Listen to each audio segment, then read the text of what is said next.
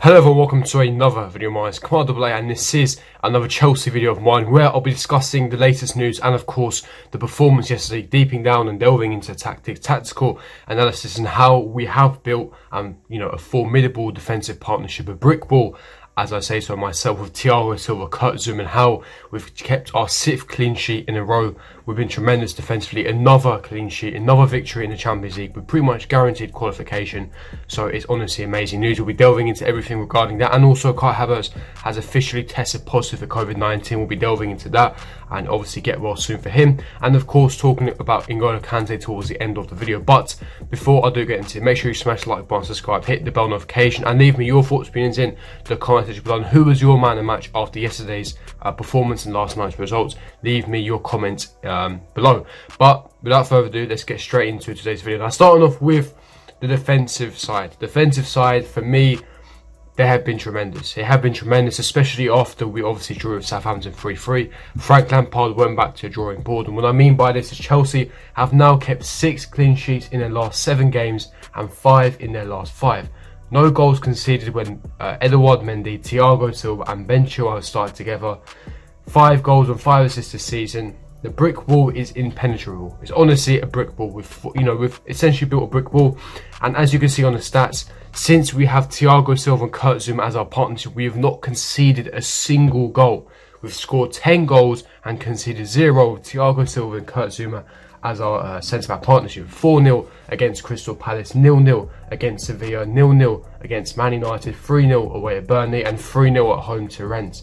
Thiago Silva's game by numbers against Rennes yesterday evening, 94% pass accuracy, 75 touches, 7 ball recoveries, 4 out of 6 duels won, 3 clearances, 2 out of 3 aerial duels won and 2 tackles made, and he only played 67 minutes. Kurt Zouma, he had the most touches in the game, the most passes, the most clearances. Honestly, these two have been world class. Honestly, Thiago Silva has shown why he's still one of the best centre-backs in Europe. The experience that he brings, the leadership qualities, his passing range. He's a proper world-class commanding centre-back. And, you can see with the abundance of experience he brings to the squad, the way he's marshalling Zouma, he's marshalling that back line. You've got the leadership qualities, Edouard Mendy, that commanding keeper who hasn't conceded a goal in the Premier League so far.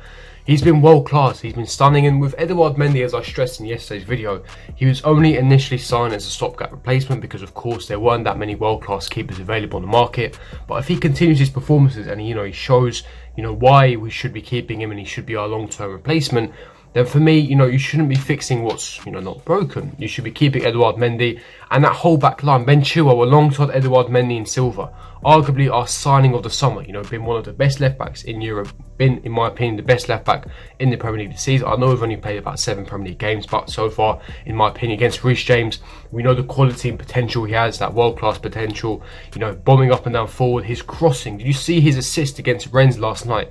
The way he received the ball from Mason Mount from Ziyech, drove it in as if AlexanderArnold would do. And for me, his crossing ability is up there with AlexanderArnold, who is, in my opinion, one of the best crossers for a fullback in Europe, as we've seen time and time again. But he has that defensive ability, that defensive solidity, and of course, that physical presence. He's built like a machine, he's built like a tank. He bullies, wingers off the ball. He wins the ball, he's aggressive, he's fast, he's agile, he's got world-class crossing technique and ability.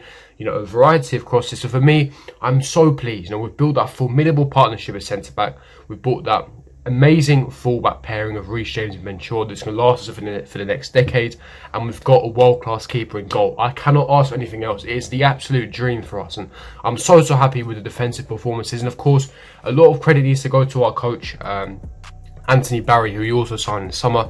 He's really marshalled that defence, added defensive structure and defensive organisation. I've been crying out for this for so long. So many fans on the timeline, on Instagram, whatever, that I've been speaking to, they've all been saying that one thing that was key last season is we had no defensive organisation or defensive structure. But it looks like Anthony Barry, who's our new coach, a top quality coach, has really improved our defensive structure and ability. And obviously you've seen it in the performances. We've been keeping clean sheets, we've been strong defensively, we've been so good on set piece. I mean, literally last year, if the opposition had a set piece or a corner, it's game over. You know, we're conceding. You may as well give him a penalty. I mean, it was that diabolical and horrific. But this season, it's a different story. We're the ones that score from corners. You know, you've seen Kurt Zouma already score 3 goals this season from set pieces, and we haven't conceded a goal from the set pieces season. So for me, I'm really happy with the performances. For me, it's really good news, and you know, long may it continue. Long may it continue, and you know, a lot of credit has to go to Frank Lampard, the coaches, and of course our formidable world-class centre-back partnership. And if we have any hope of winning the title this year, and as I stressed, I made that video, so go and check it out on how Chelsea could be dark horses for the Premier League title. We have to rely on defence. And with Thiago Silva, you know, we have every right to claim that Premier League, and for me, with Thiago Silva, we have the right man. Now moving on to some bit of disappointing and sad news, and that is Kai Havertz. Frank Lampard in the pre-match conference before we played Rennes, he was asked about Kai Havertz and why he's been excluded and why he's disappeared. And I stressed it in yesterday's video. You know, my man's just disappeared. He's just gone. You know, he wasn't pictured in training. He wasn't in any of the training videos, and there were so many queries and questions and speculation. But Frank Lampard has cleared it up. Kai Havertz had some minor symptoms of COVID-19 on Tuesday, and they escalated slightly yesterday, but Frank Lampard has reassured that he's doing fine. However, he has tested positive for COVID-19. Luckily, the rest of the team have also tested negative for COVID-19, hence why they were all able to play yesterday. But obviously, Kai Havertz will have to self-isolate for 14 days, 2 weeks, so obviously get well soon to him. And that does mean he will miss this weekend's game, and that, of course, after this weekend's game, it will be the international break. He will also be missing the international break. So, in some cases, of course, we never want to wish Kai Havertz, you know, an illness or any plain illness. But if he was ever going to catch the COVID-19 virus, it is the perfect time, because, you know, he does allow himself to rest and he'll be recharged and ready to go after the international break, raring to go. But you really miss his creativity yesterday. You know, yes, we won 3-0, but I wasn't too happy with the performance. You know, we weren't breaking those lines I liked.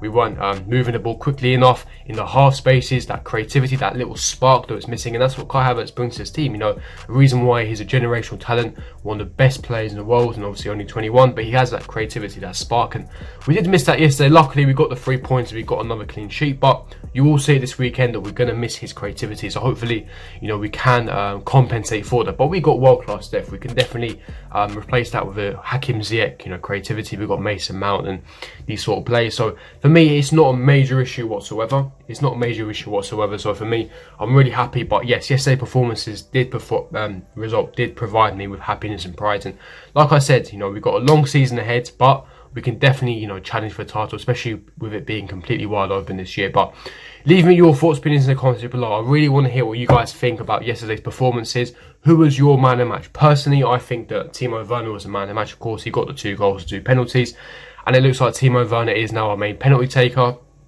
which is good in my opinion. I think that our strikers need to be taking the penalties.